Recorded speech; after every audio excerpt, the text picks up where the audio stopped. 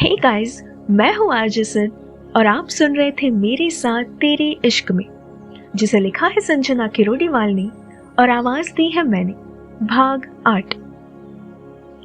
साहिबा को पार्थ के साथ हंसते मुस्कुराते देखकर पल्लवी को लगने लगा कि दोनों एक दूसरे को पसंद करते हैं। उनके बीच की बढ़ती नजदीकियां पल्लवी को न जाने क्यों पसंद नहीं आ रही थी।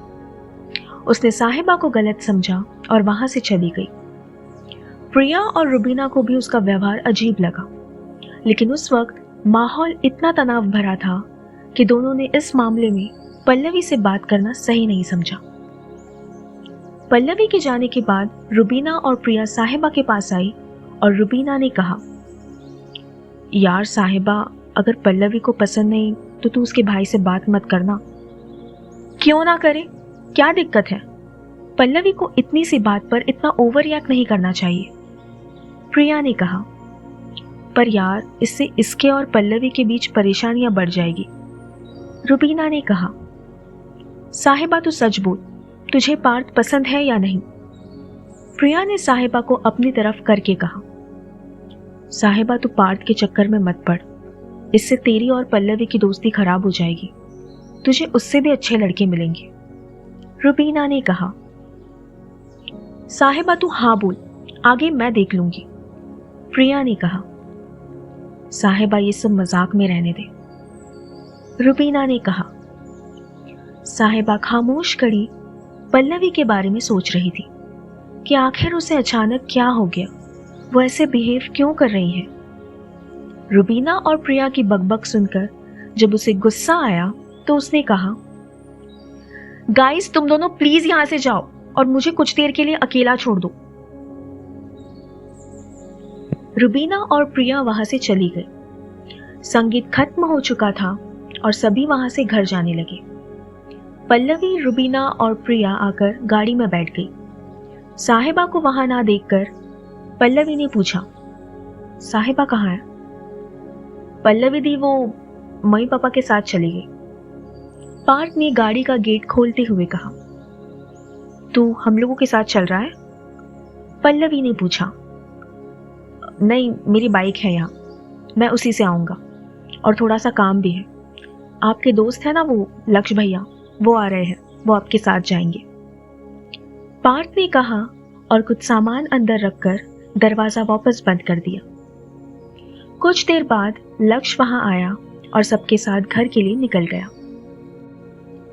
उन सबके जाने के बाद पार्थ मुस्कुराया और अपनी बाइक की चाबी घुमाते हुए आकर बाइक के पास खड़ा हो गया। कुछ देर बाद अंदर से साहिबा आई। उसने देखा सब जा चुके थे, बस पार्थ अपनी बाइक के पास खड़ा है।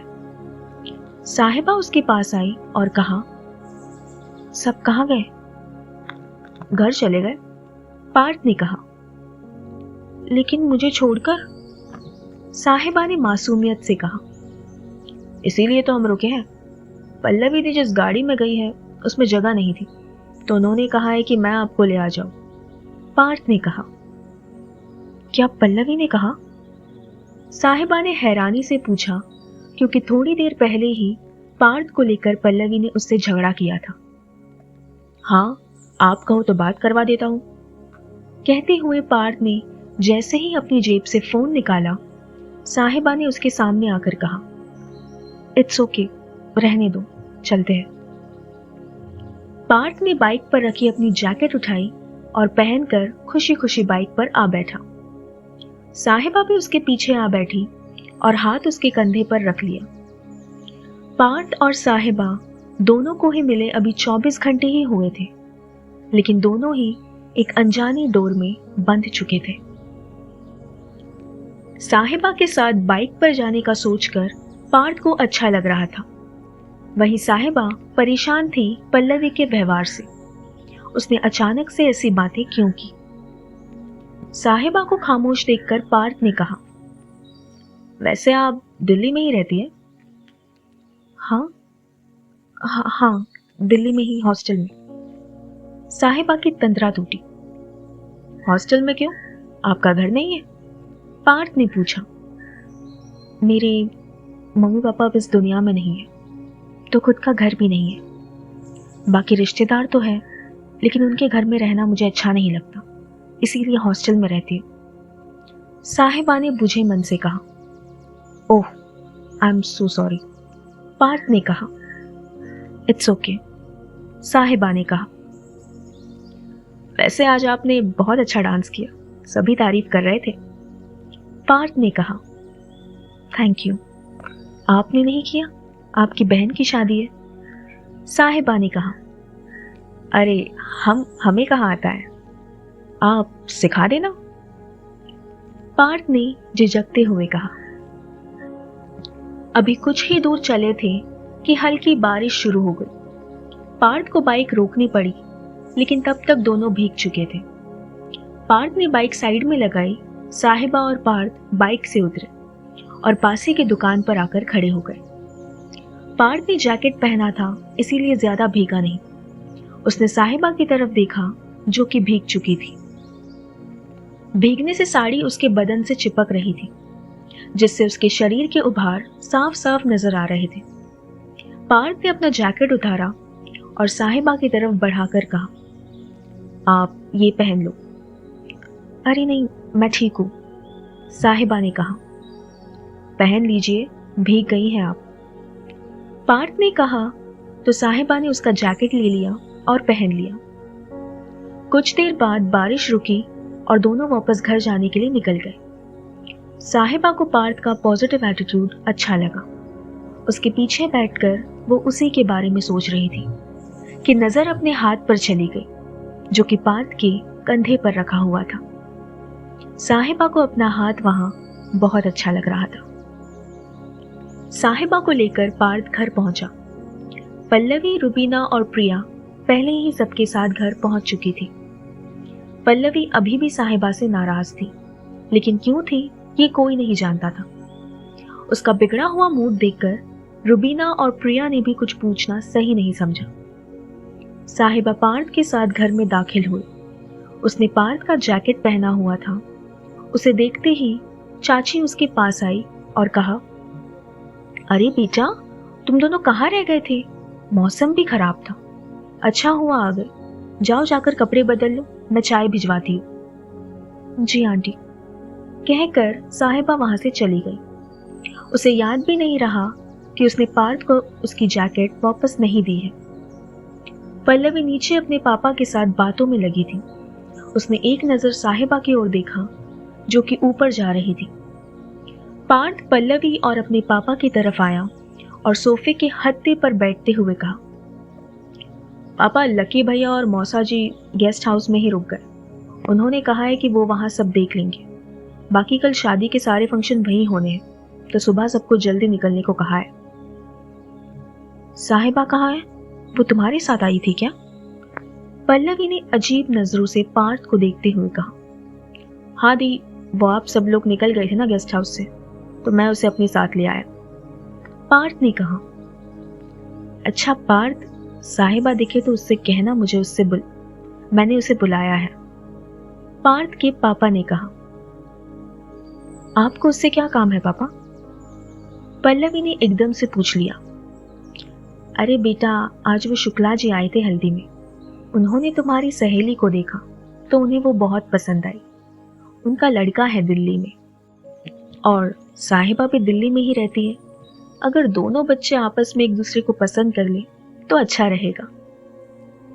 पार्थ के पापा ने जैसे ही कहा, पार्थ के चेहरे से मुस्कुराहट एकदम से गायब हो गई, जिसे पल्लवी ने देख लिया। पार्थ उठकर वहां से चला गया। पल्लवी कुछ देर अपने पापा के साथ रुकी और फिर ऊपर अपने कमरे में चली आई। साहिबा कमरे में आई। जैसे ही उसने पार्थ के जैकेट को उतारा, एक अनछुआ एहसास उसे हुआ। साहिबा उस जैकेट को हाथ में लिए छू कर देखने लगी। ऐसा करते हुए उसे ध्यान नहीं रहा कि पल्लवी, रुबीना और प्रिया उस कमरे में आ चुकी है। साहिबा ने उन्हें देखा तो एकदम से जैकेट को पास पड़ी कुर्सी पर रख दिया। पल्लवी एक बार फिर उसके सामने खड़ी थी और पल्लवी ने अपने दोनों हाथ बांधते हुए कहा, क्या अब भी तुम्हें नहीं पता मैं तुमसे क्या कहना चाहती थी? पल्लवी, मैं साहिबा ने कहना चाहा तो पल्लवी ने उसे रोकते हुए कहा, मैं क्या साहिबा, तुम्हारी आंखों में साफ साफ दिख रहा है कि तुम पार्थ को चाहने लगी हो, ये जानते हुए भी कि वो मेरा भाई है और तुमसे उम्र में छोटा है। साहिबा, इस घर के लोग तुम्हें इस घर का सदस्य समझते हैं, मम्मी पापा तुम्हें अपनी बेटी मानते हैं। इन सब के बावजूद तुम पार्थ के लिए अपने दिल में फीलिंग्स कैसे रख सकती हो? तुम बहक रही हो साहिबा, जो कर रही हो वो सही नहीं है। तुम सबसे झूठ बोल सकती हो लेकिन मुझसे नहीं। कहते क्यों नहीं तुम्हें प्यार हो गया है उससे? पल्लवी की बातें सुनकर साहिबा को गुस्सा आ गया और उसने थोड़ी तेज आवाज में कहा, हाँ हो गया है प्यार, तो क्या?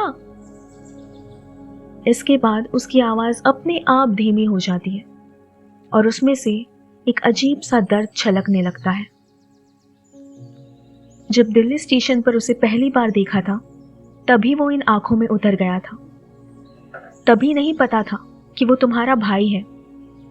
जब बार बार मेरी नजरों ने उसे देखा तो एहसास हुआ कि उससे कुछ तो रिश्ता है मेरा। मैं तब भी नहीं जानती थी कि वो तुम्हारा भाई है।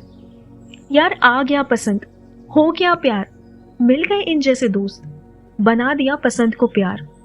लेकिन इन सब से मैं गलत साबित कैसे हो गई? किसी को पसंद करना गलत है क्या? उसका 2 मिनट मुझसे हंसकर बात करने से, मेरे साथ खाना खाने से, मेरे साथ घूमने से ये कैसे साबित हो गया कि मैं बहक रही हूं? ऐसी क्या गलत हरकत कर दी मैंने तुम्हारे घर वालों के सामने जिससे उन्हें मुझसे परेशानी हो? हंसी मजाक की बातों को तुमने इतना बड़ा इशू बना दिया है। उस बंद ने तो आकर मुझसे नहीं कहा ना कि वो मुझे पसंद करता है, मुझे चाहता है। फिर मेरे पसंद करने या ना करने से क्या फर्क पड़ता है? लेकिन साहिबा, जैसे ही प्रिया ने कहना चाहा, साहिबा ने उसे रोकते हुए कहा, चुप, बिल्कुल चुप। तुम दोनों हर बात सही कहती हो लेकिन गलत वक्त पर कहती हो। हर पसंद प्यार नहीं होती और हर प्यार मुकम्मल नहीं होता। कहते हुए साहिबा गुस्से में वहां से चली जाती है। पल्लवी उसे रोकने की कोशिश भी नहीं करती है, बस खामोश खड़ी रहती है। रुबीना और प्रिया उसे संभालते हैं। पल्लवी के व्यवहार से साहिबा के मन को बहुत ठेस पहुंचती है।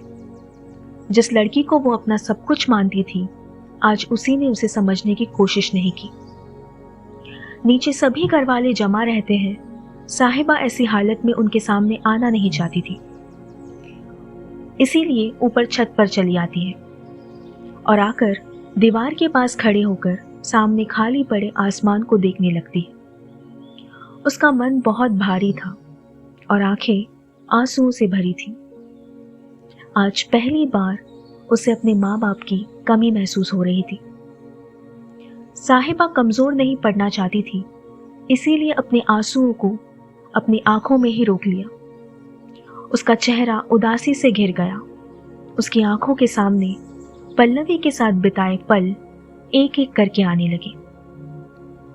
साहिबा को इस वक्त कुछ समझ नहीं आ रहा था। हाँ, ये सच था, वो पार्थ को चाहने लगी थी, लेकिन पार्थ से ज्यादा जरूरी उसके लिए पल्लवी की दोस्ती थी। वो किसी भी हाल में पल्लवी को हर्ट करना नहीं चाहती थी। साहिबा देर तक वहां खड़ी रही। कुछ देर बाद प्रिया आई और आकर साहिबा के बगल में खड़ी हो गई और कहा, पल्लवी को तुमसे इस तरह बात नहीं करनी चाहिए थी। हम सबके साथ मिलकर उसी ने ये मजाक शुरू किया और अब वही छोड़ना। दोस्त है, उसे हक है ये सब बोलने का। तुम जाकर सो जाओ। साहिबा ने सामने देखते हुए कहा। और तुम भी नीचे चलो, प्रिया ने कहा।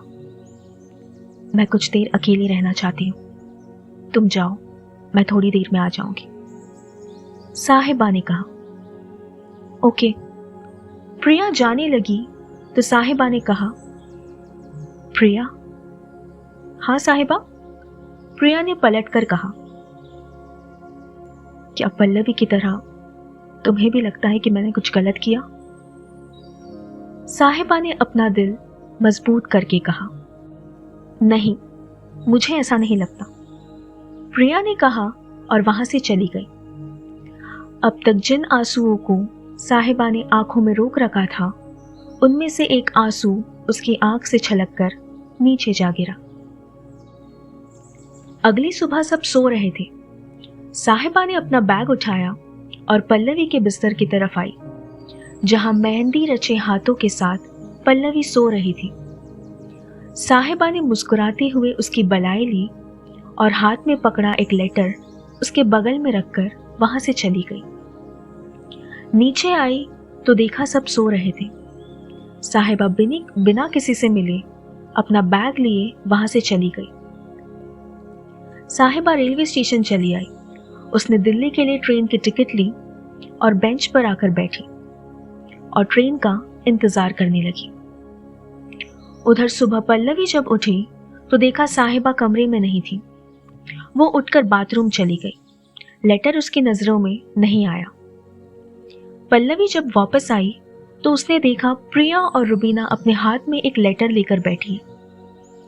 पल्लवी उनके पास आई और कहा, क्या हुआ? और ये तुम्हारे हाथ में क्या है? प्रिया ने लेटर पल्लवी को दे दिया और पल्लवी ने लेटर पढ़ना शुरू किया। डियर पल्लवी, तुम मेरी इकलौती ऐसी दोस्त हो जिसे मैंने कभी दोस्त नहीं समझा, बल्कि अपनी फैमिली समझा। हाँ, ये सच था कि मैं पार्थ को पसंद करती हूँ, लेकिन तुम्हारी दोस्ती के सामने हजारों पार्थ कुर्बान है। मुझे लगा तुम तो मेरी भावनाओं को समझोगी, लेकिन शायद मैं गलत थी।